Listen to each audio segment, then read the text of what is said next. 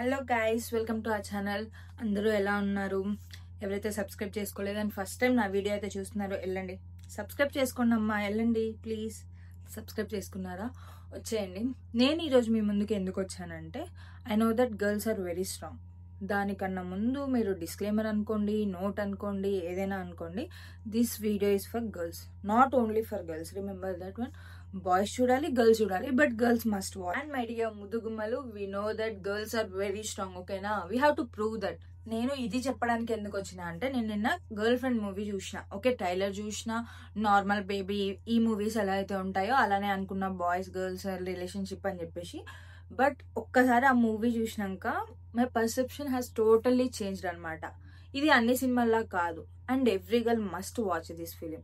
And I'm not promoting this film. Okay, నేనేం promotions చేయట్లేదు, ఏది చేయట్లేదు. I feel connected to that film. అందుకే నేను ఈ రివ్యూ అనేది కూడా చేస్తున్నాను. అండ్ గర్ల్స్ మస్ట్ వాచ్ అనే చెప్తాను, ఎందుకంటే every girl should know that she's very strong.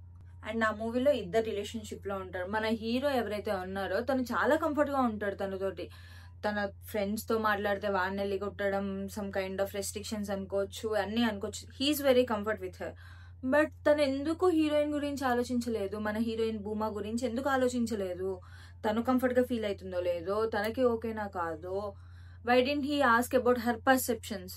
ఏమో, తన పర్సెప్షన్స్ వేరే అయి ఉండొచ్చేమో. తను అదంతా లోపల పెట్టుకొని తనే కాదు, every girl is like that. బయట కూడా మన ఫ్రెండ్స్ లో చూస్తుంటాం, ఈవెన్ మన లైఫ్ లో జరుగుండొచ్చు. అలా చెప్తున్నానని నా లైఫ్ లో జరిగిందని మాత్రం అనుకోకండి. నా లైఫ్ లో అట్లాంటివి ఏవీ జరగలేదు. అలా బయట కూడా సిచ్యువేషన్స్ అలానే ఉన్నాయి. ఇన్ఫాక్ట్ బాయ్స్ కి ఏదనిపిస్తే అది. What about girls? గర్ల్స్ మీకోసం ఎవరో వచ్చి స్టాండ్ తీసుకుంటారు, నా కొంచెం నిలబడతారు అని చెప్పడానికి బయట ఏం లేదు. ఎవరి లైఫ్ వాళ్ళది, ఎవరి లైఫ్ లో వాళ్ళే బిజీగా ఉన్నారు. అలా అని నీ కోసం స్టాండ్ తీసుకోవడానికి ఎవరు లేరు అని కాదు. నీ గుడ్ బ్యాడ్ టైమ్స్ లో ఎవరో ఒకరు ఉంటారు. At the end of the time నాకు చెప్పేది ఏంటంటే, మన ఫ్యామిలీ ఒక్కటే మనతో ఉండేది. ఏదర్ బ్రదర్ అవ్వచ్చు, ఫాదర్ అవ్వచ్చు, మదర్ అవ్వచ్చు, ఎవరైనా అవ్వుండొచ్చు. కానీ మనతో ఉండేది మన ఫ్యామిలీ మాత్రమే. ఈ లవ్ రిలేషన్షిప్ వీళ్ళు ఎవ్వరు ఉండరు. అలా అని చెప్పిన అది ట్రూ లవ్, నా boy friend so good and నా కోసం ఏదైనా చేస్తాడు. తర్వాతకి ఏమన్నా అయితే నిన్నే బ్లేమ్ చేస్తాడు. అది కూడా తనే చేసేది. అప్పుడు నువ్వు ఎందుకంత ఛాన్స్ ఇస్తున్నావు? ఇఫ్ నువ్వు స్టార్టింగ్ పాయింట్ లోనే నాకు వద్దురా బాబు, నేను నీతో పళ్ళైపోతున్నాను అని చెప్పేసి అంటే వాడు ఎందుకు వస్తాడు? ఇఫ్ నాకు కూడా అర్థం కాదు, బాయ్స్ డూ. గర్ల్స్ ని అర్థం చేసుకోండి మీరు కూడా. వాళ్ళు చెప్పలేరేమో, భయపడుతున్నారేమో మిమ్మల్ని చూసి. గర్ల్స్ ని అర్థం చేసుకొని వాళ్ళు ఏమనుకుంటున్నారు, అసలు వాళ్ళేం ఆలోచిస్తున్నారు. ఎప్పుడు నీ కంఫర్టే కాకుండా గర్ల్స్ ఏం కంఫర్ట్ ఫీల్ అవుతున్నారు, వాళ్ళు ఎలా ఉంటే కంఫర్ట్ ఫీల్ అవుతారు, నువ్వు మాట్లాడాలా, టైం ఇవ్వాలా. అట్లీస్ట్ తను ఎందుకు లో ఫీల్ అవుతుంది అని చెప్పేసి అయినా ఆలోచించండి. అట్లీస్ట్ గర్ల్స్ మీకు మీరు స్టాండ్ తీసుకోవాలి.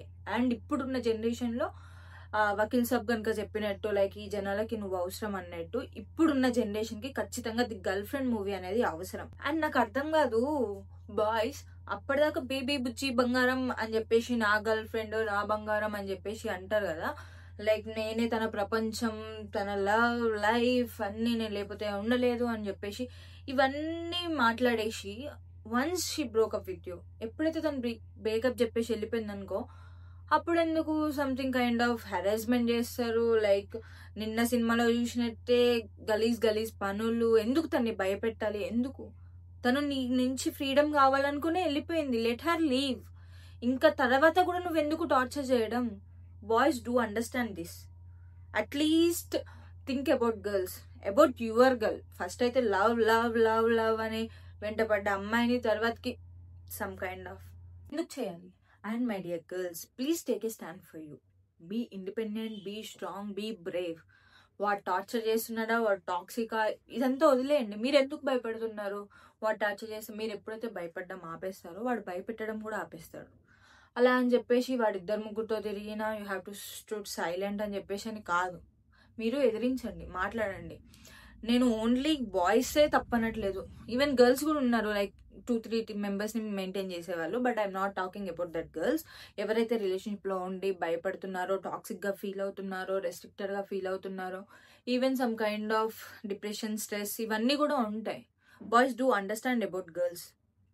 ఓకే, అండ్ ఇలా నా రివ్యూ ఎలా అనిపించింది? And please girls, take a stand for you. Be independent, be strong, be brave. ఓకేనా?